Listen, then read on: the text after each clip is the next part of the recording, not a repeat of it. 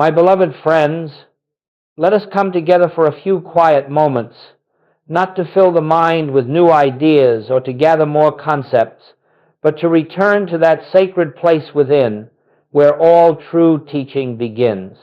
For no spiritual truth has ever been revealed through the noise of human intellect, nor through the striving of personal will. It comes only when we grow still enough to hear what has always been whispering at the center of our being. There is a great truth, a simple truth, a living truth, that Jesus offered to those who would hear. Yet for 2,000 years, humanity has rushed past it in its search for external signs, external powers, external salvation. Jesus spoke the truth plainly, but the world, conditioned to seek outwardly, could not understand the depth of what he revealed. The truth was not hidden by design, it remained unseen because the mind that looks outward cannot perceive what lives within. And so today we begin a gentle journey, not toward new knowledge, but toward the recognition of what has always been present. The purpose of our time together is not to add to your understanding, but to strip away everything that obscures your awareness of the one presence that has never been absent from your consciousness. For Jesus, the Master of Masters, did not build his ministry upon dramatic acts or outer instructions. He built it upon the invisible, the silent, the unobservable to physical sense. He withdrew often into the mountain, not to plead with a distant God, but to rest in the profound awareness of the presence that lived as his very being. And it was from this holy silence that his words and works emerged. When he said, "I can of mine own self do nothing," he was giving us the doorway. When he said, "The Father within me doeth the works," he was giving us the key. And when he spoke of the kingdom of God within you, he was telling us plainly where the only true contact with God takes place. This is the lost key the world has overlooked. All spiritual power, all realization, all healing, all transformation begins the moment we stop seeking God outside and begin recognizing God as the very life within us. Joel Goldsmith spent 40 years returning students to this single truth, reminding them again and again that the presence they long for is never reached through human effort nor achieved through spiritual performance. It is realized only in the silence where the personal sense of self yields to the I that is God. And so, as we begin this exploration, we must understand what we seek is not a method, not a technique, not a spiritual exercise to produce outer results. What we seek is the same inner realization Jesus lived from the awareness that God is the very substance of our own consciousness. This is the heart of the Master's teaching. This is the foundation of Christ's consciousness. This is the single practice that opens the way. Therefore, as we continue, I ask only this: set aside the desire for outcomes. Lay down the familiar habit of striving. We are not here to draw God into human problems. We are here to become aware that the presence, which dissolves all problems, is already here, already active, already the life we are living. Let us walk forward not as seekers, but as those who are ready to remember. My dear friends, before we can understand the silent practice that leads to Christ's consciousness, we must first recognize why so many sincere seekers wander for years without finding what their hearts long for. These are not people without devotion. They are not lacking sincerity. They pray earnestly. They study diligently. They seek teachers, methods, affirmations, rituals, and systems. And yet, something remains incomplete. Something remains distant. God seems always out of reach. And the reason is simple yet profound. All spiritual seeking begins with the assumption that God is somewhere else. And because the search begins with separation, it cannot end in union. For centuries, humanity has looked for God in the sky, in religious institutions, in sacred places, in holy objects, or in the person of a spiritual master. Some have sought God in emotional experiences, others in mystical visions, others still in the attainment of altered states. And yet the true presence, the living God, is never found in any of these, because God does not dwell in phenomena. Joel Goldsmith taught this with great clarity. You will never find God until you stop looking where God is not. As long as the mind extends outward, hoping that something external will rescue it, heal it, or satisfy its longing, it remains blind to the very presence that beats its own heart. This is why the search fails. Not because the seeker is unworthy, not because the path is difficult, not because God is withholding, but because the direction of search is turned outward toward that which cannot contain God. Jesus understood this. He did not teach people to look to him as a person. He taught them to look within themselves, for he knew that the same Father who lived as him lived as them. When he said, "The kingdom of God is within you," he was not speaking metaphorically. He was directing humanity back to the only place where God can be realized, within one's own consciousness. But the human mind fears this truth. It prefers to seek outside itself because outward searching allows the ego to remain intact. When we look to external sources, the personal sense of self continues to be the one searching, the one striving, the one working. And as long as the personal self remains central, Christ consciousness remains veiled. The truth is this: you cannot find God while believing you are the one doing the finding. God is not found by a person. God is revealed as the presence that the person has never been. And so, all external searching must eventually exhaust itself. Every path that leads outward must come to an end. Every attempt to change conditions, to manipulate circumstances, to attract outcomes, to persuade the universe, all must fail before the heart becomes still enough to hear the truth. Joel Goldsmith often said that the spiritual path begins only when one realizes that nothing external will ever bring God's presence into one's experience. He emphasized that God does not enter human life as a result of effort. God is revealed when we stop looking outward and begin to recognize the presence that is already living within us. Therefore, the first step on this journey is not to find a better method. It is not to refine prayer or intensify desire. The first step is to acknowledge that the outward search has been misdirected from the beginning. The one we have been seeking has never been absent. The presence we long for has never been hidden. It is only we who have wandered outward, believing that the light we seek shines somewhere beyond the horizon. Let us then, with humility and with quiet surrender, lay down the outward search. Let us release the belief that God is elsewhere, and let us turn inward, not into the mind, not into thought, but into the deep stillness where the presence lives as our very being. For until we make this turn, the spiritual path cannot truly begin. And once we make it, the journey unfolds in a way that is effortless, natural, and filled with grace. And now, my friends, having turned our gaze inward, let us look more deeply at one of the most misunderstood teachings ever spoken by the Master, his instruction to take no thought. Nowhere in Scripture do we find a command more central to the awakening of Christ consciousness, yet nowhere do we find one more ignored, more softened, or more explained away by the human mind. Jesus did not say, take fewer thoughts. He did not say, take better thoughts. He did not say, think positively, or affirm your desires, or hold the right mental image. He said simply, take no thought. Why? Because Jesus understood something that the human mind cannot comprehend.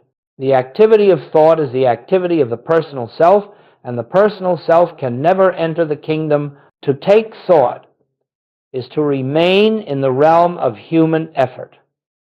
It is to believe that through the power of thought we can reach God or manipulate the conditions of our lives. But thought is of the mind, and the mind is not the instrument through which God reveals himself.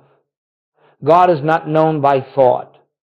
God is known only in the silence beyond thought. When Jesus withdrew to the hillside alone, he was not engaging in an exercise of mental activity.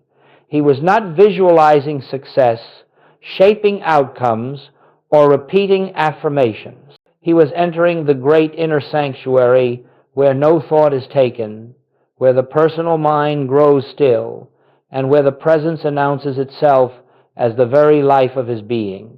Joel Goldsmith understood this perfectly, and he made it the foundation of his entire ministry. He taught that the moment you begin to take thought about health, supply, safety, or harmony, you move away from the infinite and back into the realm of appearances. For thought is always tied to conditions, and conditions belong to the world of sense perception. But the kingdom, the Christ, the presence, does not dwell in the realm of thought. It dwells in consciousness itself. Take no thought is therefore not a poetic instruction, it is a doorway. It calls us to lay down the belief that we must manage life through mental effort. It invites us to release the burden of personal responsibility for shaping, controlling, and directing the outer world. It is a surrender, but not to fate, not to passivity, not to resignation. It is the surrender of the personal sense of self, the sense of me that believes it must achieve, must fix, must heal, must protect, must provide. To take no thought is to cease living from the level of the human mind and to begin living from the level of divine awareness. When the mind becomes quiet, not empty through force, but quiet through recognition, then the presence has room to reveal itself. And when the presence reveals itself, something begins to happen that thought could never accomplish. Peace arises without cause, guidance appears without planning, healing unfolds without effort, supply flows without anxiety, harmony manifests without manipulation. All of this happens because the personal I, the I that takes thought, is no longer the one attempting to live life. The divine I, the I am, begins to live the life through us. Jesus was showing humanity the principle of spiritual life.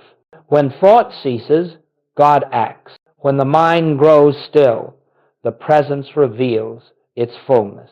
When personal effort yields, divine activity takes its place. This is why taking no thought is essential for Christ consciousness. As long as thought is active, the personal sense of self is active. And as long as the personal self is active, the awareness of the Christ remains obscured, not absent, never absent, but obscured, as the sun is obscured by clouds. Therefore, when Jesus says, take no thought, he is inviting us into a life where the mind is no longer the master, where the mind is no longer the source of guidance, where the mind no longer attempts to bring God into circumstances. Instead, we enter a life in which all things flow out from the presence itself. This is the beginning of true spiritual freedom. Not freedom from the world, but freedom from the mind's belief in separation. Not freedom from responsibility, but freedom from the burden of personal authorship. Not freedom from conditions, but freedom from the belief that conditions have power. Let us hold this truth gently in awareness. Christ consciousness begins where human thought ends. And so, as we move forward, we do so with a new understanding. We do not seek to think our way into the kingdom. We do not attempt to improve the quality of our thoughts. We begin by honoring the Master's instruction. We begin by letting the mind grow still. We begin by taking no thought. For in that sacred stillness, the presence that Jesus lived from, the presence Joel Goldsmith taught from, The presence you have always been begins to make itself known. And now, beloved friends, having understood the futility of outward seeking and the meaning of the Master's instruction to take no thought, we arrive at the heart of our journey together, the one silent practice that opens the way to Christ consciousness. This practice is not complex. It requires no strain. It does not depend upon intelligence, memory, discipline, or religious learning. It asks only for a willingness to be still and to recognize what is already true. Joel Goldsmith called it the practice of the presence. But do not let the simplicity of that phrase hide the immensity of what it contains, for this is the practice through which the veil of separation dissolves. This is the practice through which the activity of the personal self yields to the activity of God. This is the practice through which Christ consciousness becomes a living experience rather than a distant ideal. Let us understand it clearly. The practice of the presence is not the attempt to bring God into your life. It is the recognition that God is already the life you are living. It is not a reaching outward. It is not an effort to contact something beyond you. It is the gentle turning inward to the awareness that the presence is here already, closer than breath, nearer than thought, more intimate than the sense of I. We begin this practice by pausing, perhaps for only a moment, and acknowledging silently, God is here. The presence is here. Not as a belief, not as a thought to hold, but as a recognition that does not rise from the mind, but from the depths of our being. At first, it may seem that you are the one performing the practice, that you are the one making the effort. But if you continue gently, without strain, and without expectation, you will discover something remarkable. The presence begins to practice itself in you. What began as your effort becomes an effortless awareness that arises on its own, like a flame kindled by a fire you did not light. The practice of the presence does not require words. In fact, too many words will draw you back into the mind, and the mind is the curtain that hides the light. A simple inner awareness is enough. An awareness that says, I do not walk alone, I do not think alone, I do not breathe alone. The presence is the very life that I call myself. This recognition does not instantly change conditions. Rather, it changes the one who is experiencing the conditions. It lifts you out of the personal sense of self and places you in the atmosphere of divine sonship, the awareness that Jesus lived from the awareness through which he performed his works. And then, as you rest in this recognition, something begins to happen. Thoughts may arise, but they no longer claim you. Fears may surface, but they no longer define you. Problems may appear, but they no longer bind you, for you begin to feel, even if only faintly at first, that the presence which sustains the universe is sustaining you. You begin to sense that you are being lived, being breathed, being carried by a life greater than your human identity. The practice of the presence is not meditation as the world understands it. Meditation often seeks stillness as a goal, but the practice of the presence is not seeking, it is recognizing. It is a quiet acknowledgement that God is the only presence, the only power, the only life functioning here. It is the inner realization that you are not a separate self trying to reach God. You are the place where God is appearing as individual consciousness. You need not force silence. You need not suppress thought. You need not attempt to hold on to the presence. Simply rest in gentle awareness. If the mind wanders, let it wander. If thoughts come, let them come. The presence is not disturbed by the movements of the mind any more than the sky is disturbed by a passing cloud. As this practice continues, perhaps over days, perhaps over weeks, A new quality begins to enter your experience, a subtle peace, a quiet confidence, an inner stillness that does not depend upon circumstances. This is the fruit of the practice of the presence. This is the dawn of Christ consciousness. For Christ consciousness does not arrive with fanfare. It does not enter through visions or voices. It reveals itself in the gentle awareness that where I am, God is, and that nothing can ever separate me from the presence that is my life. The one silent practice is simply this. Rest in the awareness of God's presence as your own consciousness, without asking, without seeking, without expecting, and allow that presence to reveal its own fullness in its own way. This is enough. This is everything. This is the secret the Master lived from. This is the way Joel Goldsmith brought countless souls into the realization of oneness. And this is the beginning of the life you were meant to live. My beloved friends, as we move into deeper waters of this sacred work, it becomes important to understand, not intellectually, but intuitively, what takes place within you when you enter into the practice of the presence. The mind will not understand this at first, and it does not need to. But your awareness must be gently led into the recognition of what truly occurs when you rest in the silence where God is revealed. When you sit in quiet acknowledgement that the presence is here, the first thing you may notice is the activity of the mind. Thoughts arise, sometimes many, sometimes few. They come in waves, they pass in currents, they present themselves as problems, memories, distractions, or judgments. It may appear as though the mind grows noisier the moment you decide to be still, but do not be concerned. This is not a sign of failure. This is not a barrier to the presence. This is simply the mind revealing itself to you, as it has always been, for you are not fully aware of the mind's incessant activity until you become still enough to witness it, and witnessing is the beginning of liberation. When you observe the mind without engaging it, you stand at the threshold where the human sense of self begins to loosen its hold. Joel Goldsmith often said, "The mind is not a power. When you see its movement clearly, you realize it has only the power you have unknowingly given it.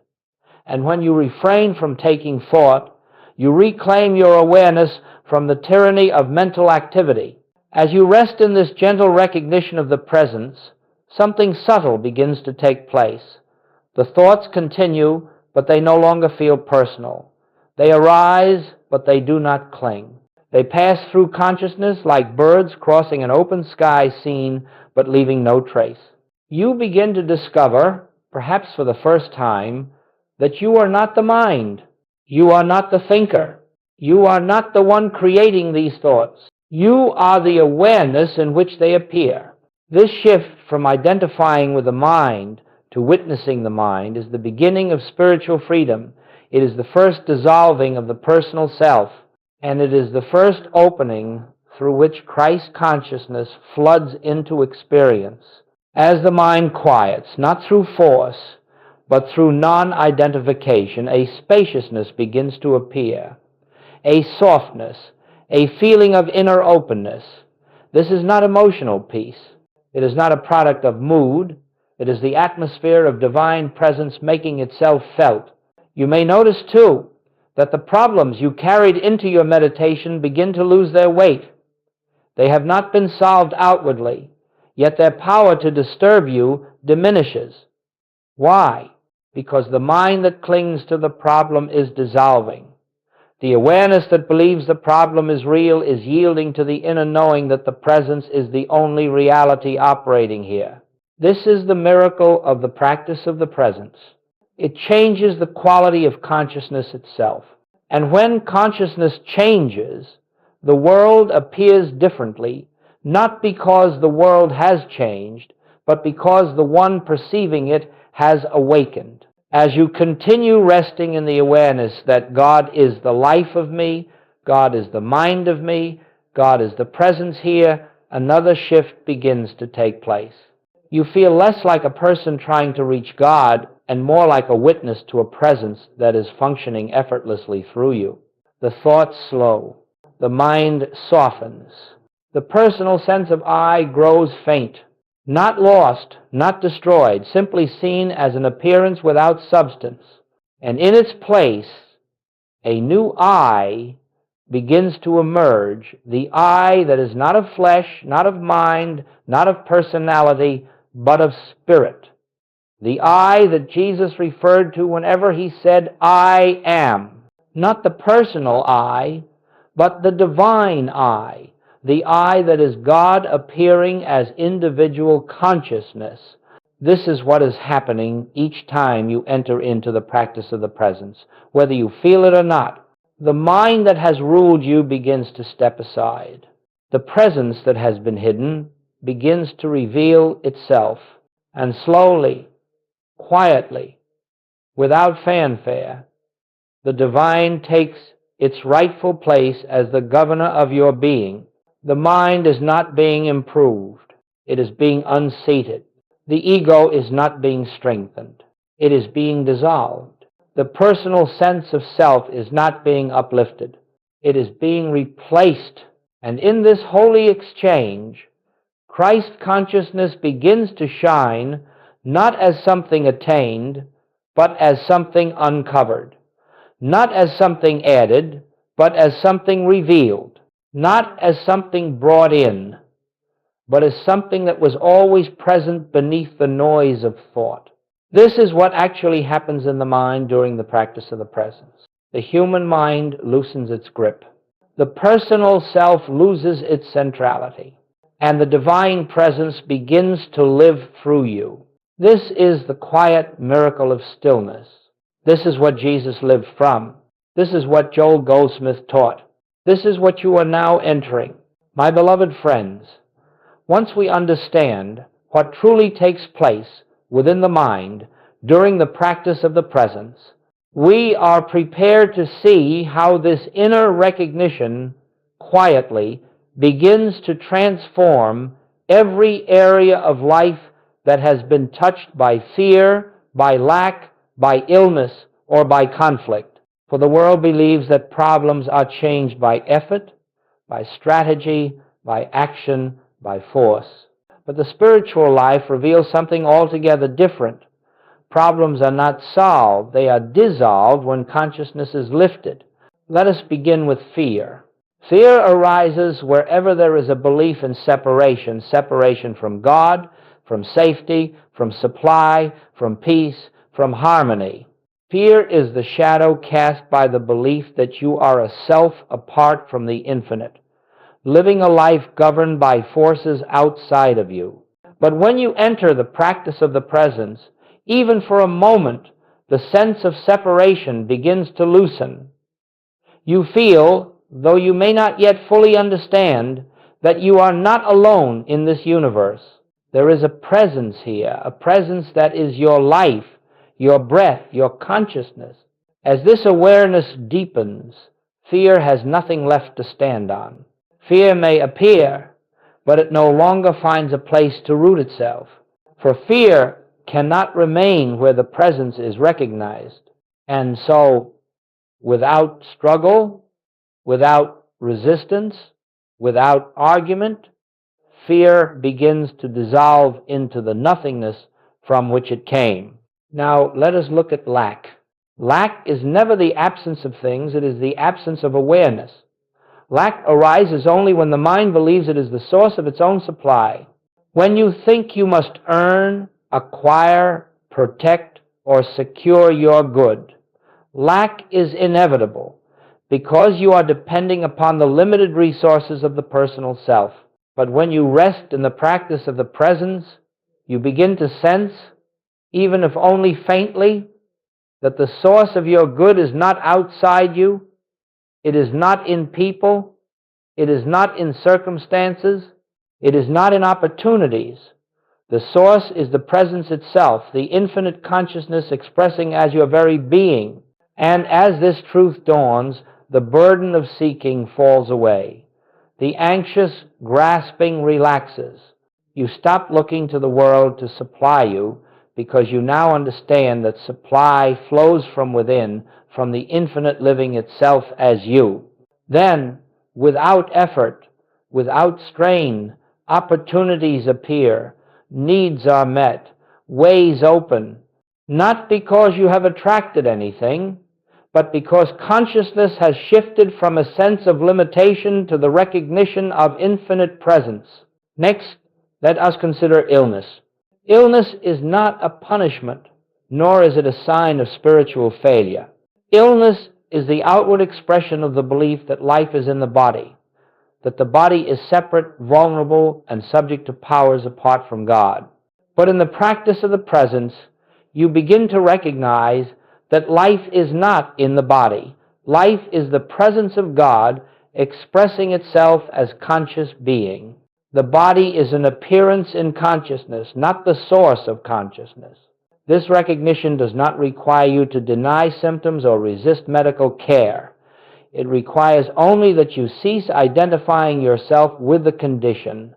As you rest in the awareness of the divine presence, the belief in a life separate from God dissolves.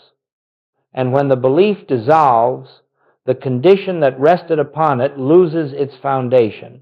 Healing then emerges, not always dramatically, not always instantly, but inevitably, because the false belief that supported the illness has been replaced by the recognition of truth. The body responds to the consciousness that governs it, and when consciousness is lifted into the awareness of God as the only life, the body reflects that harmony. And finally, let us turn to conflict. All conflict, whether within ourselves or between individuals, arises from the belief in separate selves, separate wills, separate interests. But when you practice the presence, you come to see that God is the life of every individual, the consciousness of every being, the substance of all existence. You begin to see others not as personalities, not as flawed individuals, not as opponents or obstacles, but as expressions of the same one, presence that lives as you. As this recognition deepens, conflict loses its meaning. You stop reacting to appearances. You stop defending, attacking, correcting, judging. Instead, you rest in the awareness of the divine presence in those before you. And this shift, quiet, invisible, unspoken, becomes a healing influence in every relationship. The anger of others softens, misunderstandings clear. Harmony arises where discord once seemed immovable. Not because anyone has been persuaded or changed, but because your consciousness has changed, and consciousness is the only true influence in this world. This is the great mystery. What the world calls problems are not problems. They are appearances born of the belief that you are something other than the presence of God. And the practice of the presence does not fix appearances. It removes the belief that made them seem real. When the belief dissolves, the appearance follows. When consciousness is lifted, life becomes harmonized without effort. This is why Joel Goldsmith insisted that you need not struggle against fear, nor fight lack, nor wrestle with illness, nor repair conflict. Your only responsibility, your only work is to return again and again to the recognition of the presence until it becomes the atmosphere in which you live. In that atmosphere, fear cannot breathe. Lack cannot form. Illness cannot persist. Conflict cannot anchor itself. For you have returned to the truth that Jesus lived from. I and my Father are one. And in that oneness, all things are made new. Beloved friends, as we walk further on this spiritual path, let us approach this next teaching with tenderness and honesty. Every sincere seeker, without exception, makes certain mistakes along the way, not because of weakness and not because of ignorance, but because the human mind is not capable of grasping the things of spirit. If we depended upon the human mind, we would all fail. But grace carries us, gently correcting our course as long as we remain receptive. Let us then look at these mistakes, not with judgment, but with compassion, as Jesus looked upon humanity with the understanding that they know not what they do. And let us see how each mistake can be quietly transformed through awareness of the presence. The first mistake, trying to use truth to fix problems. The most common error is the attempt to use spiritual truth the way one might use a tool to fix, to repair, to improve the human condition. Perhaps you discover the practice of the presence and then immediately try to apply it to your finances, to your health, to your relationships, and when nothing happens quickly enough, you grow discouraged. But my friends, truth cannot be used. God cannot be used. Spiritual principles are not techniques. Truth reveals itself where the personal desire to manipulate outcomes falls away. If you come to this practice with an agenda, even a sincere one, you will find yourself frustrated because God is not governed by human intention. The divine is realized only when you relinquish the desire to improve your life and instead desire only to know God. The gentle correction is this: do not practice to change conditions. Practice to know the presence. Conditions will change as a byproduct of transformed consciousness. The second mistake, forcing silence or controlling the mind. Another mistake seekers make is trying to push thoughts away, to suppress mental activity, to achieve silence. But the mind cannot be silenced by effort. It is like trying to calm the wind by grasping the air. The human attempt to create stillness only reinforces the sense of a separate self, the very illusion we are trying to dissolve. Do not fight the mind. Do not resist its noise. Simply witness it. Recognize that thoughts do not hinder the presence. It is your identification with them that creates the sense of separation. The gentle correction is this: allow the mind to do what it does. Let thoughts rise and fall without resistance. Rest not in the mind, but in the one who is aware of the mind. The third mistake, expecting immediate results. The human mind always seeks instant evidence. It wants signs, sensations, peace, healing, or improvement immediately. And when these do not come quickly, the mind concludes that the practice is failing. But spirit does not work according to time. The roots of transformation grow beneath the surface long before they become visible. Joel Goldsmith often stressed that the fruit appears only after the consciousness is prepared. You may not notice anything happening inside you for days or weeks or months, yet the soil is being softened. The inner ground is being tilled. The weeds of belief are being gently uprooted by divine activity. The gentle correction is this: release all timelines. Let the presence work in its own way, in its own rhythm. Your only task is to continue resting in awareness. The fourth mistake, believing you are the doer. Many seekers unknowingly hold on to the subtle belief that they are the ones practicing, they are the ones seeking God, they are the ones maintaining awareness, but the spiritual journey does not advance through personal effort. The moment you think you are accomplishing something spiritually, the personal self has re-entered through the back door. Grace is the only power. God is the only activity. The presence is the only practitioner. You are not achieving awareness. Awareness is revealing itself. You are not reaching God. God is expressing itself as your consciousness. The gentle correction is this: surrender the sense of personal effort. Let the presence do the practice in you. The fifth mistake, turning the teaching into intellect. Some seekers collect teachings the way others collect souvenirs, reading, listening, studying, analyzing, quoting. But spiritual truth is not understood through the mind. The mind can hold the words, but only the heart can receive the revelation. The danger of intellectual understanding is that it creates a false sense of attainment. One may speak beautifully, yet lack the awareness that gives life to the words.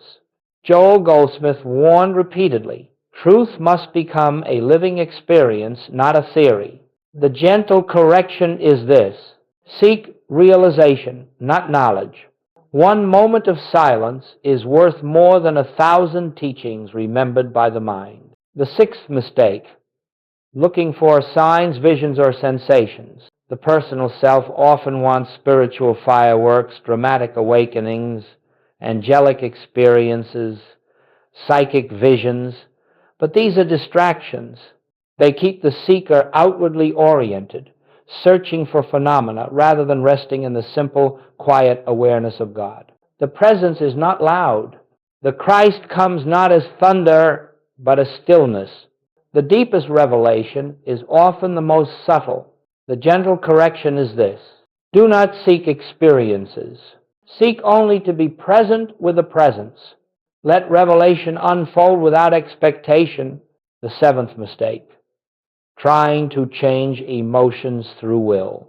Many seekers believe they must overcome fear, sadness, anxiety, or anger before they can experience the presence. They try to force positivity to correct their emotional state through effort, but emotions are not obstacles. They are simply weather patterns passing through consciousness. Your work is not to change the emotion.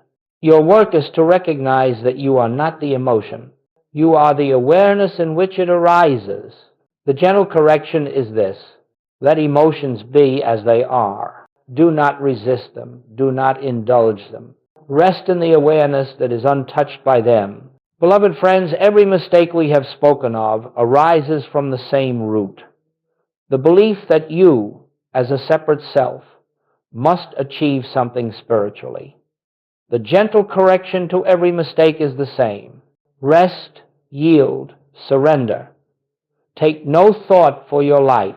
Let the presence reveal itself, for in the recognition of God as the only self, every mistake loses its power.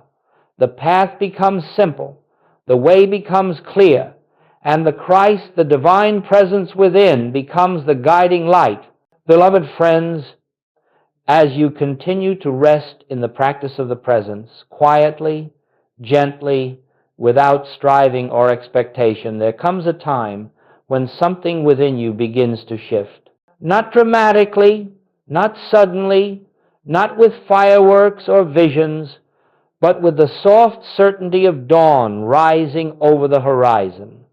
Christ consciousness does not announce itself with noise. It reveals itself with stillness. Let us look together at the subtle, unmistakable signs that this inner awakening has begun to unfold within you. These signs are not accomplishments. They are not achievements. They are simply indicators that the personal sense of self is giving way to the divine. Self that the I, which Jesus spoke of, is beginning to shine through the veil of the human mind. 1. A growing sense of inner stillness. The first sign is often the least dramatic and yet the most profound. You begin to notice a quiet center within you that remains untouched by circumstances, even while the world around you moves in its usual rhythm. Even while challenges arise, there is a stillness beneath the surface. You feel a calm that is not created by thought, not dependent on events, but arising from within itself. This stillness is the presence. This stillness is the Christ. This stillness is the whisper of your true identity. 2. A softening of fear and anxiety. Fear does not disappear all at once, nor does it need to. But you begin to sense that fear is no longer the master of your life. It arises, but it does not grip you. You feel it, but you are not immersed in it. You watch it, as though from a distance, knowing perhaps for the first time that fear has no real power over the one who rests in God. This is not the courage of the human self. It is the absence of fear in the presence of the infinite. 3. A reduced interest in controlling outcomes. The personal self is always trying to manage, shape, direct, and manipulate life. But as Christ consciousness awakens, you begin to feel less compelled to control. You sense that life unfolds according to a wisdom far greater than the human mind. You trust more. You relax more. You release the constant pressure to figure everything out. You discover that surrender is not passivity. It is resting in the assurance that God is the governing presence. 4. A new way of seeing others. One of the clearest signs of awakening is the transformation of perception. You begin to look at people differently, not as personalities, not as problems, not as obstacles, not as separate selves. You begin to sense the same presence expressing itself through every individual you meet. You look at those who challenge you, who misunderstand you, who oppose you, and something within you whispers, "This too is God appearing." It does not mean you condone harmful behavior. It means you see beneath the behavior to the divine reality. 5. A spontaneous compassion you did not try to cultivate. Christ consciousness does not make you sentimental. It makes you aware. And in that awareness, a natural compassion arises, not the compassion of sympathy, but the compassion of understanding. You do not feel sorry for others. You feel connected to them. You sense their divine essence even when they do not. This compassion does not drain you. It flows through you as the activity of God's love. 6. A deeper sensitivity to inner guidance. You begin to notice subtle impulses, quiet promptings that are not thoughts, not emotions, not desires. These promptings are gentle, yet they carry a clarity that the mind cannot produce. You find yourself doing the right thing at the right moment without planning it. You speak words that heal without preparing them. You avoid paths that once tempted you. You walk into situations with awareness rather than reactivity. This is not intuition. This is divine intelligence revealing itself as your consciousness. 7. A dissolving of the sense of hurry. The world hurries because it believes something can be missed. The awakened soul knows nothing essential can ever be withheld. That which is yours in spirit cannot be taken, cannot be delayed, cannot be lost. And so hurry dissolves. You move more slowly, not outwardly, but inwardly. You become aligned with the rhythm of peace. 8. A lessening of personal importance. As Christ consciousness dawns, the personal sense of I becomes lighter. The need to be right diminishes. The desire to be seen, admired, validated, or understood falls away. You feel content to be silent, content to be unknown, content to walk the path without recognition. This is not self-denial. It is the freedom of no longer needing to be the center of your world. 9. A quiet joy that has no cause. Perhaps the most beautiful sign of all is the emergence of joy, not excitement, not pleasure, not happiness born of favorable conditions, but joy without reason. A joy that arises from nowhere, belongs to no one, and depends upon nothing.